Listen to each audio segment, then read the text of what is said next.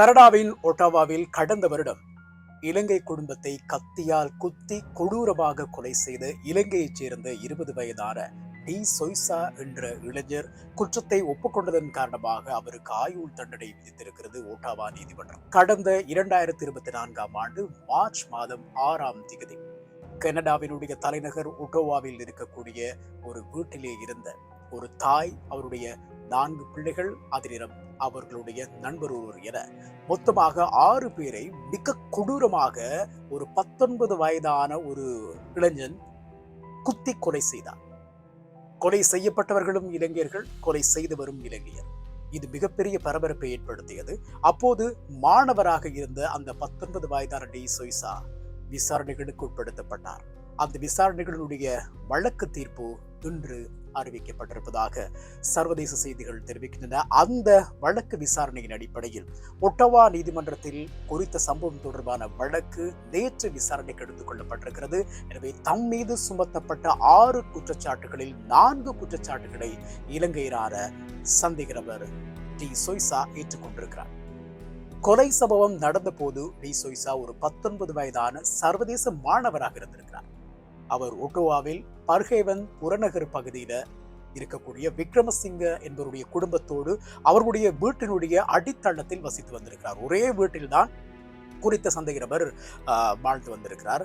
நண்பர் என்ற ரீதியில் கற்றல் செயற்பாடுகளுக்காக இலங்கையரான சொய்சாவுக்கு விக்ரமசிங்கவின் குடும்பம் அவருக்கு தங்கியிருப்பதற்கான வாய்ப்பை கொடுத்திருக்கிறது. இந்த நிலையில் சம்பவம் இடம்பெற்ற கடந்த 2024ஆம் ஆண்டு மார்ச் 6ஆம் தேதியே சந்தேக நபரான சொய்சா கைது செய்யப்பட்டார். மாணவர் விசா காலம் நிறைவடைந்த நிலையிலும் கூட கனடாவில் அவர் தங்கியிருந்திருக்கிறார். தன்னிடம் பணம் இல்லாதது மிகப்பெரிய ஒரு கஷ்டமாக இருந்தது.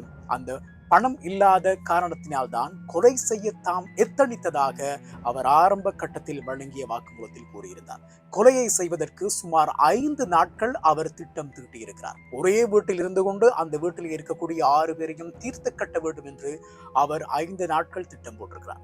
கொலைக்கு பயன்படுத்திய அந்த குறித்த கத்தியை கொண்டு அவரும் தற்கொலை முயற்சியிலே ஈடுபடுவதற்கு தயாரானதாக நீதிமன்றத்திலே தெரிவித்திருக்கிறார். இந்த நிலையில் எவ்வித கற்றல் செயற்பாடுகளும் இல்லை, தொழிலும் இல்லை.